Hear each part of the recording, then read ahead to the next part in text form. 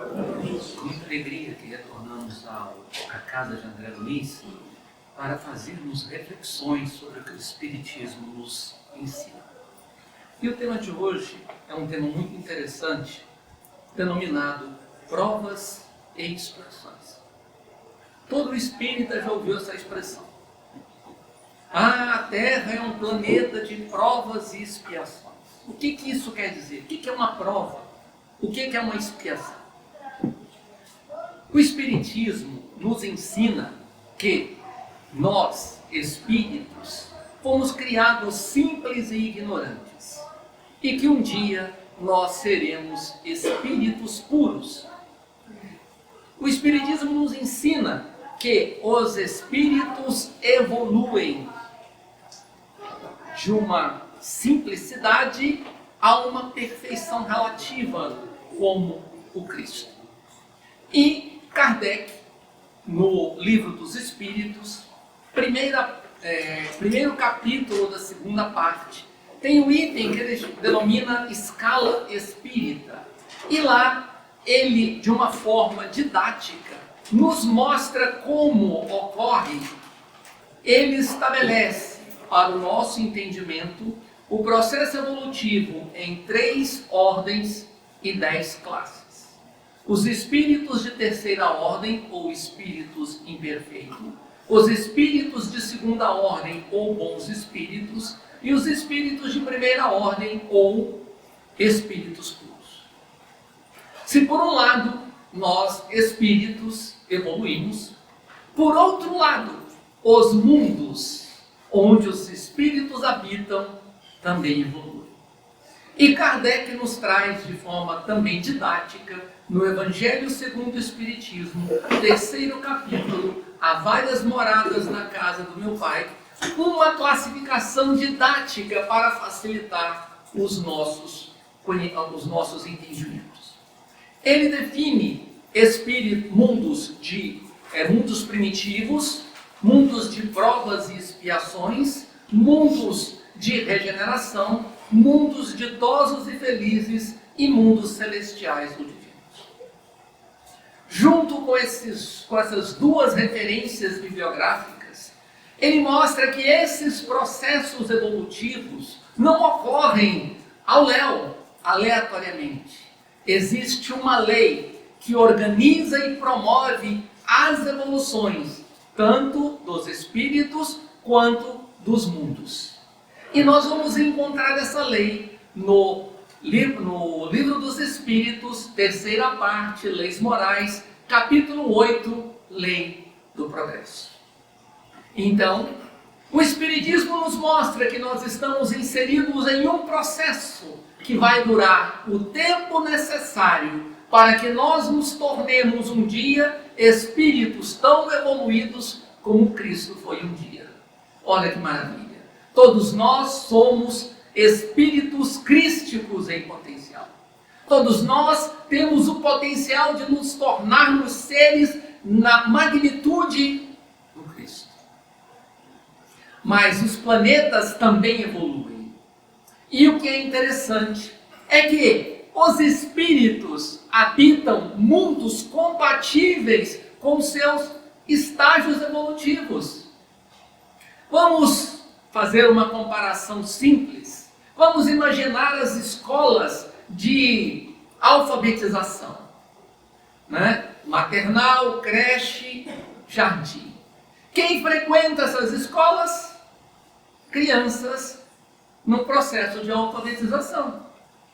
Quando elas começam a serem alfabetizadas, quando elas ganham uma certa maturidade, elas vão frequentar onde? Escolas de ensino fundamental. E nas escolas de ensino fundamental, o que nós começamos a ter ali? Avaliações. Não é verdade? O aluno frequenta até que chega um momento em que o professor aplica a ele uma prova.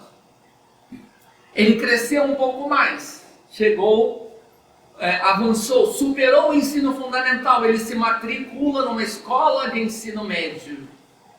Logo em seguida, concluído o ensino médio, ele se matricula numa escola de ensino superior, numa faculdade. Quem frequenta a faculdade quem já passou pelo ensino médio. Normalmente adolescentes ou jovens, já entrando na fase adulta. E depois, concluindo as universidades, nós nos matriculamos em cursos de pós-graduação, mestrado, doutorado e assim por diante. Só para a gente perceber que da mesma forma, no sistema educacional nosso, nós temos seres que frequentam escolas compatíveis com o que a escola vai ofertar a ele de aprendizado. Isso ocorre de maneira bem similar no processo evolutivo. As escolas seriam os mundos onde os espíritos habitam. E os frequentadores das escolas somos nós, espíritos em processo de evolução. As primeiras escolas de alfabetização, nós poderíamos denominá-las de escolas de alfabetização, destinadas aos seres no estágio inicial do seu processo evolutivo. E Kardec nos fala que nesses mundos primitivos são destinados às primeiras reencarnações da alma. São espíritos, são mundos ainda em um estágio inferior ao nosso, mas que a Terra já passou por isso. Esses mundos primitivos são a Terra há 10 mil anos atrás, aproximadamente, onde não havia tecnologia, as pessoas destinavam todo o tempo dela para a sobrevivência, onde havia uma luta incessante, pouco tempo para se pensar e refletir. E toda essa vida material, ela é envolvida por paixões, por instintos, pouca compreensão da vida espiritual. Se a gente pegar uma criança de 2 anos de idade e falar para ela de faculdade, você acha que ela vai entender alguma coisa? Ela mal sabe ainda os números. Como é que ela vai imaginar a universidade? Agora, conversa com quem está no ensino fundamental, no ensino médio, sobre as universidades. Estão todos se preparando para entrar na universidade. Já tem noção do que vem a ser. Então, os mundos primitivos são a Terra há em torno de 10 mil anos atrás. Não existe nenhum local que mostre que quando a Terra deixou de ser um mundo primitivo, mas se tornou um mundo de provas e expiações. Se eu fosse chutar, eu diria que o ponto que levou a Terra a deixar de ser um mundo primitivo e a se tornar um mundo de provas e expiações foi com o advento da escrita. Ou seja, em torno de 6 mil anos atrás. Porque quando o homem inventou a escrita de forma sistematizada, ele mudou a forma de se comunicar. Ele mudou as relações, ele criou novas condições de relacionamentos.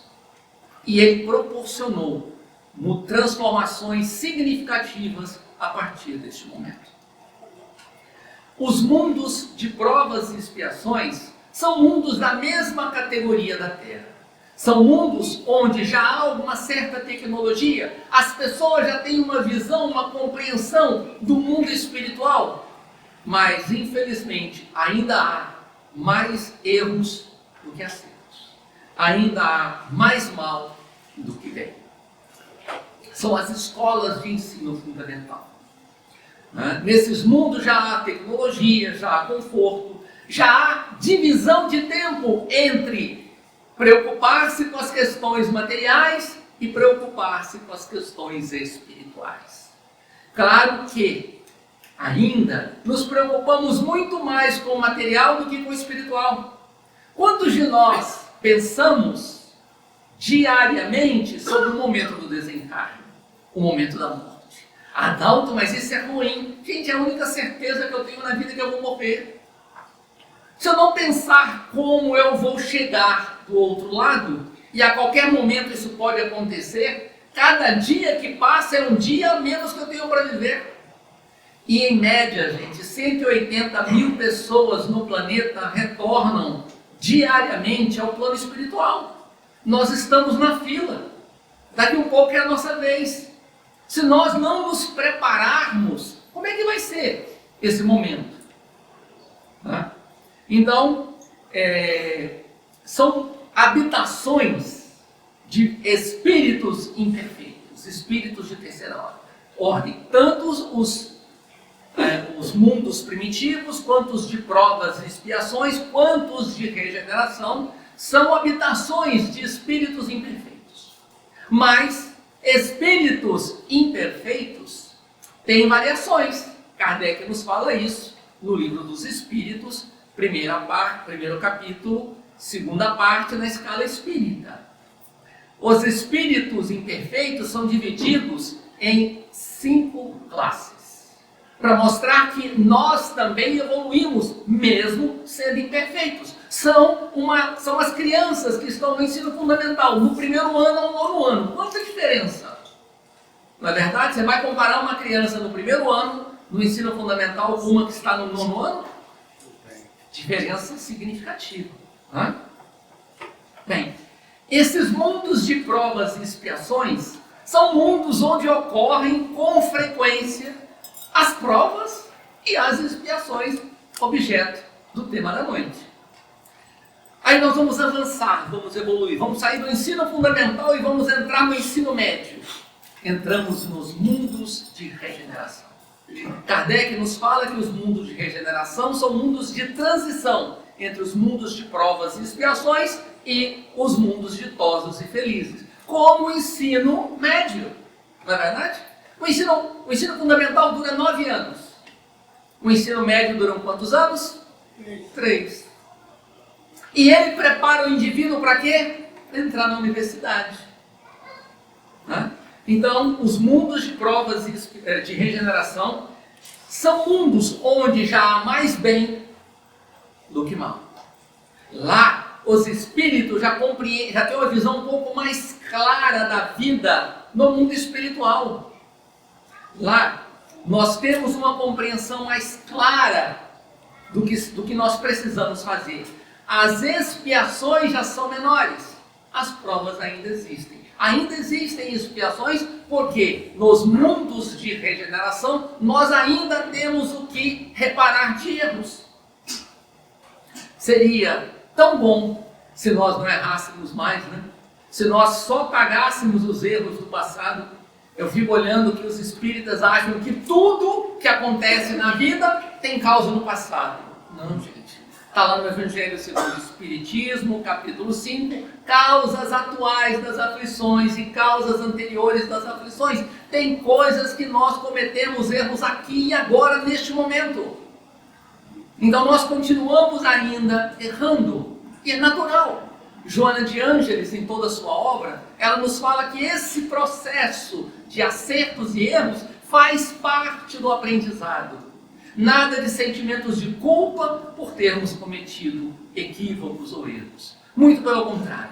Que nós possamos assumir as consequências dos nossos erros, tendo hombridade de repará-los, aprendendo com eles e nos tornando seres melhores. O erro também é uma forma de aprendizado. Avançando um pouco mais, nós vamos encontrar os mundos ditosos e felizes. Queria só voltar um pouquinho nos mundos de regeneração. É que nos mundos de regeneração, gente, Kardec nos fala no Evangelho segundo o Espiritismo que nos mundos de regeneração há perfeita equidade social. Uma perfeita equidade social rege esses mundos. Então, se nós queremos adentrar ao mundo de regeneração, temos que rever os nossos conceitos, de achar que é normal numa sociedade termos bilionários e termos pessoas passando fome.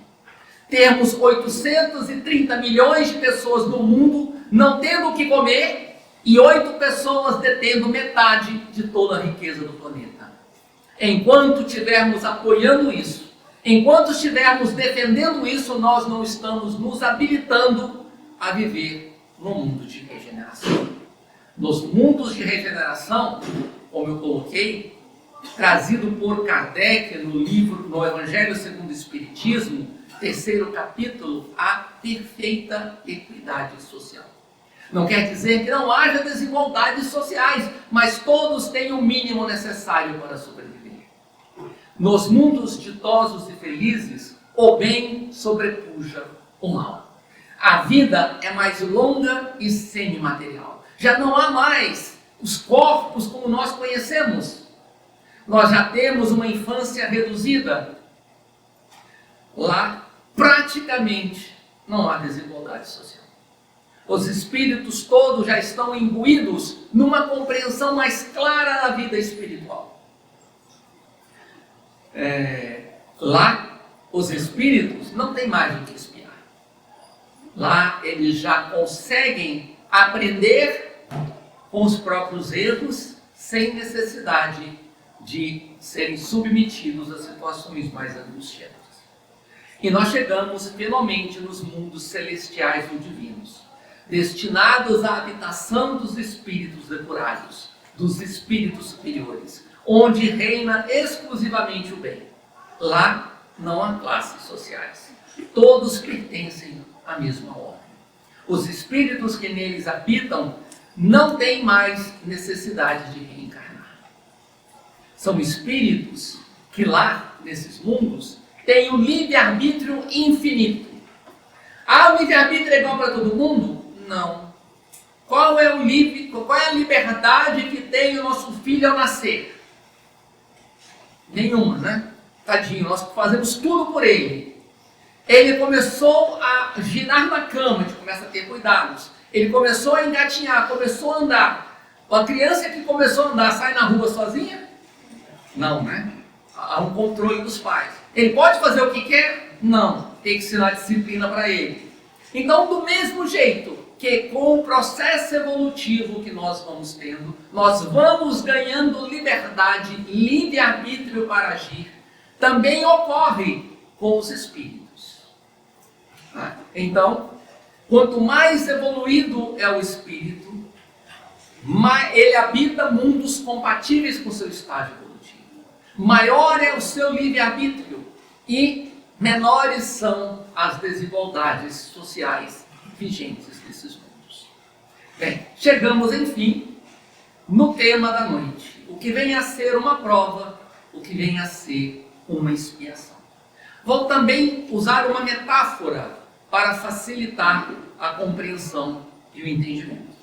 Imagine uma pessoa que se encontra com uma gastrite. Então, ela vai ao médico. O médico detecta a gastrite e fala: olha, você está com uma gastrite, então você precisa tomar essa medicação uma vez ao dia durante 10 dias. A pessoa vai e começa a tomar, 5 dias, já não tem mais problema, ela abandona o tratamento. Acabou o problema, não tem mais nada. Dali, alguns meses depois, vem a gastrite agora um pouco mais forte. Ela volta ao médico. O médico fala: agora agravou o problema. Então você vai ter que tomar um remédio um pouquinho mais forte, agora 15 dias, 2 vezes ao dia. A pessoa começa a tomar o remédio, começa a tomar um dia sim, 2 vezes, outro dia toma só uma, com 10 dias de medicação, acaba-se os sintomas, ela de novo abandona o tratamento. Passa mais um mês, alguns meses, lá vem de novo a doença, as dores, os sintomas. Ela vai ao médico.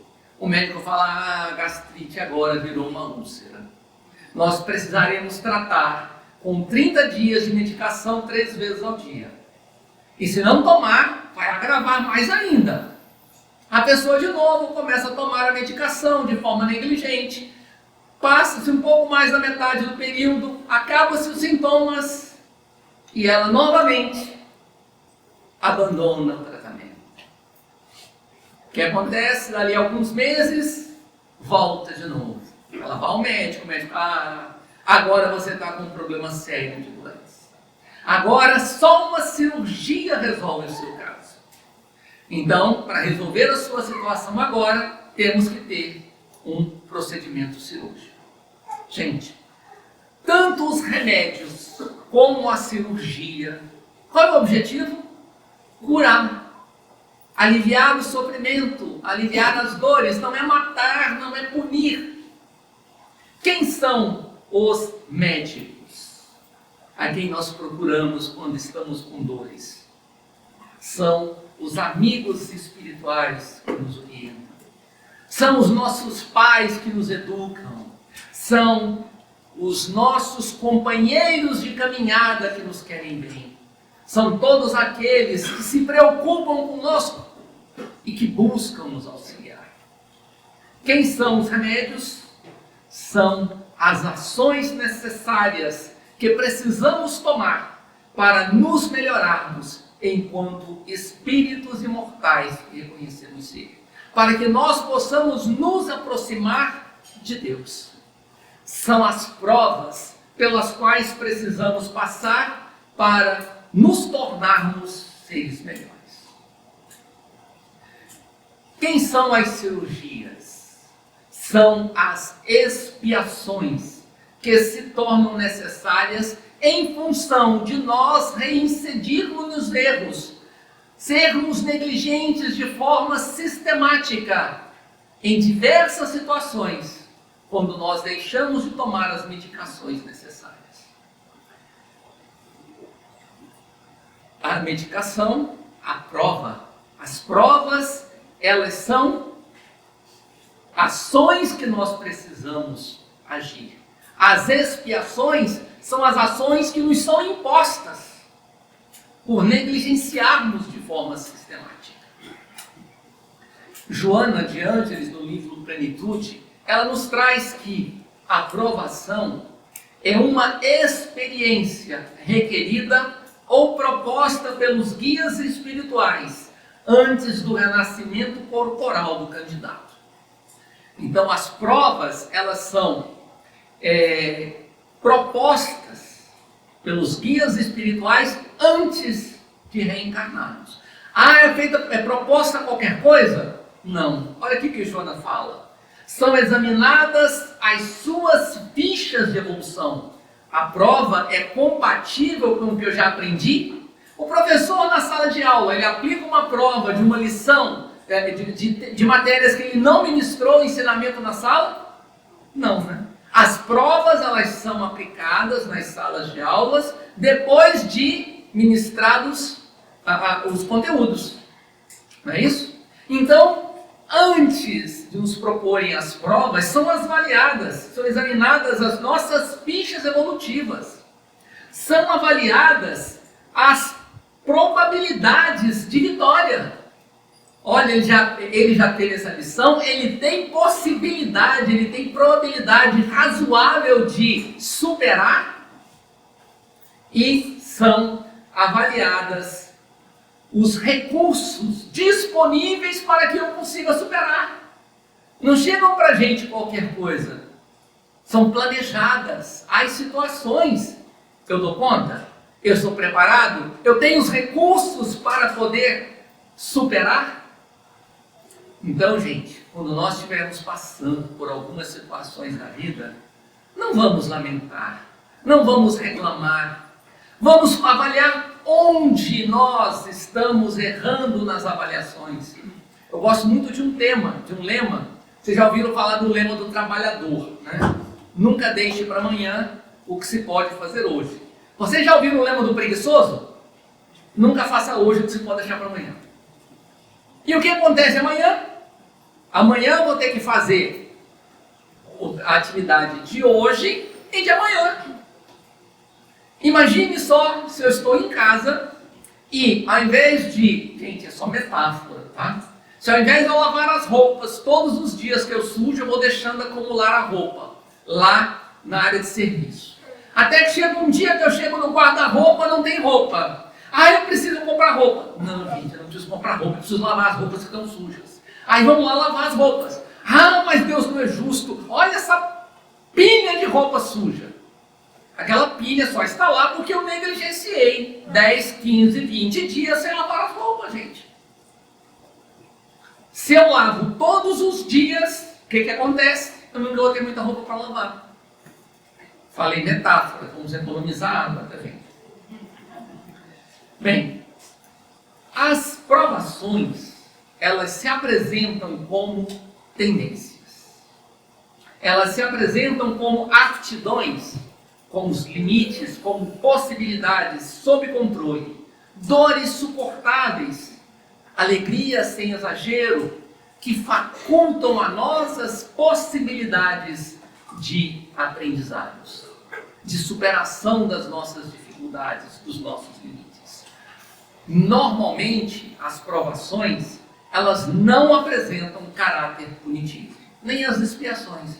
Algumas pessoas acham que nós viemos aqui para pagar, para sofrer. Gente, Kardec nos fala que o objetivo da reencarnação é a evolução. Nós estamos reencarnados para evoluir, não para pagar, não para sofrer, não para expiar. Pagar, sofrer, expiar são consequências dos erros que nós cometemos, dos equívocos que nós realizamos. O objetivo principal é a evolução do ser. O objetivo de reencarnarmos é aprendermos para nos tornarmos seres melhores e nos aproximarmos do ser crístico em potencial que todos somos. Cada encarnação é como o buril que lapida a pedra para que possa brotar nela a beleza que ela carrega no seu interior. Então, as provações não apresentam caráter punitivo e educam de forma consciente, de maneira suave, convertendo aqueles que a experimentam em exemplos de apóstolos de amor, de missionários do bem, de mártires dos ideais que esposam, sempre se tornando modelos dignos de serem imitados por outras pessoas. As provações, elas podem ser suavizadas ou agravadas, dependendo da forma com que nós lidamos com elas. O indivíduo, pela ação do amor, pode alterar para melhor ou para pior o seu desempenho nessas atividades. Lembro de um livro, assim que eu comecei a frequentar o André Luiz, 1990, tem um bocado de tempo. Eu estava lendo um livro falando de um jovem que desde criança sempre teve uma vida corretíssima, sempre foi honesto, íntegro, trabalhador, ajudava todo mundo, frequentava uma casa espírita, todo mundo, ai, mas que espírito maravilhoso esse rapaz. Conheceu na primeira juventude uma moça também extremamente gentil, educada, trabalhadora, vinculada às coisas do bem, e contrai núpcias. Ao final do primeiro ano desse casamento, que tudo tinha para ser feliz, advém nesse jovem um processo agudo de doença. E ele vai para uma cama. E aquela doença não tinha cura. Os médicos falam, olha, ele vai passar o resto da vida na cama. Aí as pessoas começavam a ficar revoltadas. Ah, meu Deus, como é que pode? Que injustiça! O cara, uma pessoa tão boa, fez sempre o bem, por que está passando por isso? E com poucos meses que ele estava acamado, ele retorna ao plano espiritual. A revolta aumenta de algumas pessoas. Aí esse jovem, numa reunião mediúnica da casa, ele se manifesta e fala dos erros que ele tinha cometido no passado, dos equívocos que ele e a companheira tinham executados e que vieram nesta existência para ele passar muitos anos em cima de uma cama, sofrendo aquilo que ele impôs aos outros numa escolha dele, e a ela para sentir na pele como era submeter outras pessoas a caprichos equivocados. Só que os dois fizeram tão bem as suas ações, cumpriram tão bem os seus compromissos, que ao chegar o momento deles passarem por aquela prova mais dura, aquele irmão teve a autorização para retornar ao plano espiritual e continuar sua caminhada. Ou seja, eles atenuaram os processos pelos quais iriam passar, pela maneira, pela postura com que enfrentaram a vida. Nos mapas das provações, né, nos compromissos de provações, normalmente não figuram injunções mais aflitivas, nem conjunturas traumatizantes irreversíveis. Eu falei normalmente. Nas provas também normalmente não há paralisias, alienações mentais, doenças irrecuperáveis. Mas Joana alerta. Entretanto, pode ocorrer por meio de escolha pessoal do indivíduo, por acreditar o candidato ser esse o meio mais eficaz para a sua felicidade próxima, libertando-se da carga rude da inferioridade moral, passar por essas situações. Então, eu posso escolher. Esse jovem que eu coloquei, ele escolheu, com a companheira, passar uma situação que aparentemente seria uma expiação. Mas foi uma escolha dos dois para que eles sentissem na pele o que é impor determinadas situações a outro. Uma das características das provações é a resignação com que o indivíduo passa por elas.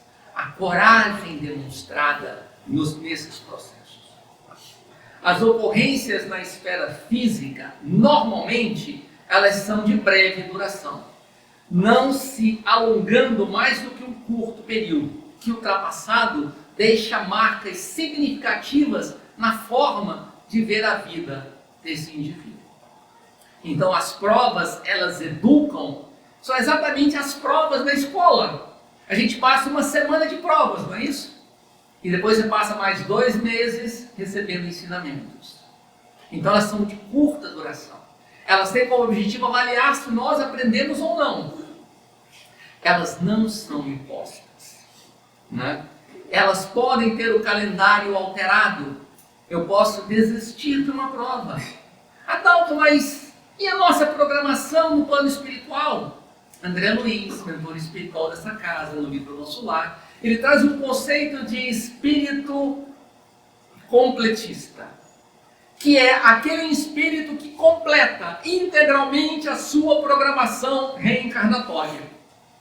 E ele coloca que no estágio evolutivo que nós nos encontramos, são raros os espíritos completistas. São raros aqueles que cumprem todo o compromisso assumido no plano espiritual. Na maioria das vezes, nós somos preguiçosos, nós deixamos para outra vida, né? Ao invés de fazermos nesta. Mas Joana também nos coloca que toda aprendizagem propõe esforço para ser assimilada, e toda ascensão exige o contributo da persistência, da força e do valor moral. Nós não vamos aprender, gente, sem esforço, sem dedicação, sem empenho, sem acreditarmos, sem passarmos por situações que às vezes são desagradáveis. E esses compromissos, todas as vezes que nós desrespeitamos uma lei divina, essa lei vai nos procurar em algum momento, cobrando de nós a reparação. Bem, e o que vem a ser uma expiação? Ela é imposta, ela é irrecusável por constituir a medicação eficaz, a cirurgia corretiva para o mal que se agravou. Então a expiação é algo que nos é imposto. Joana nos fala que no recurso expiatório é aplicado ao infrator reincidente, que no educandário das provações mais agravou a própria situação, derrapando para os abismos da rebeldia e da alucinação propositais. É um indivíduo que reiteradamente errou no mesmo ponto. Bem, entre os que passam por expiações, nós vamos encontrar suicidas premeditados, homicidas frios, adúlteros contumazes, aqueles que acham que têm direito de traição. Meu Deus do céu, Jesus nos ensinou só a fazer aos outros aquilo que nós gostaríamos que os outros nos fizessem. Quem gostaria de ser traído, gente? Para que trair? Para que não trabalhar esse sentimento dentro da gente?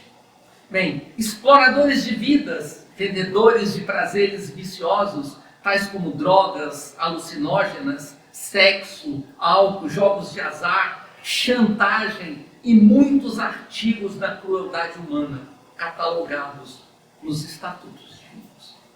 Então, os candidatos a processos de expiações são aqueles que reiteram em erros graves. Seja qual for o erro cometido, a expiação, como eu já coloquei, tem como objetivo recuperar, não punir, não extinguir, não matar o equivocado. Isto é, jamais intentam vingar-se do alucinado, antes buscam recuperá-lo, porque todos são passíveis de reabilitação.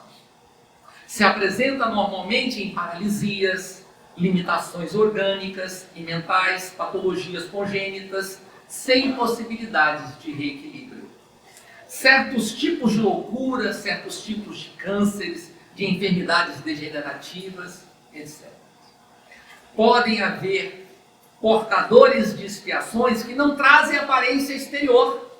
Nós podemos ter expiações emocionais, sentimentais. São seres que estertoram em conflitos cruéis. São seres instáveis e insatisfeitos, infelizes e arredios, carregando dramas íntimos que os estiolam, afligindo sem cessar pela vida inteira. Podem apresentar aparências agradáveis e conquistar a simpatia sem que se libertem dos estados íntimos mortificantes. Nós podemos ter expiações de sentimentos, de conflitos íntimos, de insatisfações continuadas. As expiações podem ser atenuadas, porém nunca sanadas. Restaura o equilíbrio perdido, reconduzindo o delituoso à situação em que se encontrava antes da queda brutal, antes da cirurgia. As expiações, elas também podem ser identificadas pela revolta do educando. Bem, Joana nos fala que há, em nome do amor, casos de aparentes expiações, seres mutilados, surdos mudos, cegos e paralisados, ancinianos e aidéticos, entre outros, que escolheram essas situações para lecionarem coragem e conforto moral aos enfraquecidos na luta e desolados da redenção. Então, há seres que podem estar passando por situações que, a princípio, a gente avalia que possa ser uma expiação, e, na verdade, é uma escolha do indivíduo para servir de exemplo, para auxiliar aqueles que efetivamente estão passando pelas expiações. Joana nos fala que a consciência não perdoa no que concerne a deixar no ouvido o crime perpetrado. O perdão se expressa mediante a reabilitação do infrator. Quando nós cometemos um erro com a lei divina, nós só nos reabilitamos quando nós repararmos o nosso erro com essa lei. Bem, no Evangelho segundo o Espiritismo, Causas Atuais das Aflições, o que Kardec nos traz?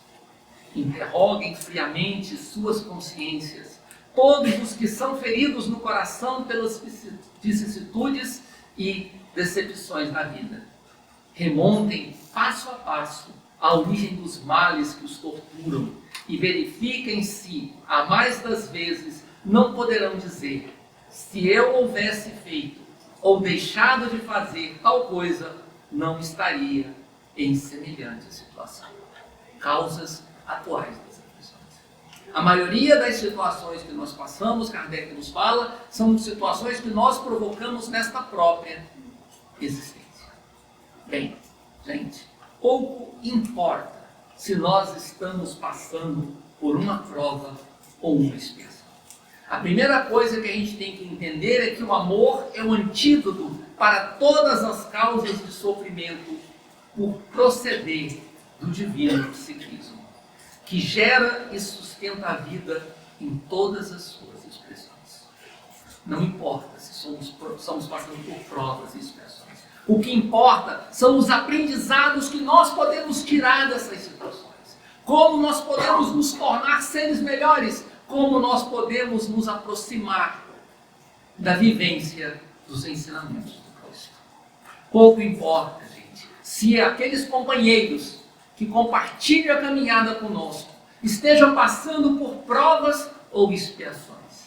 O que importa é a maneira com que eu posso aliviar as suas dores, as suas angústias. Como eu posso ser instrumento de Deus para atenuar o seu sofrimento.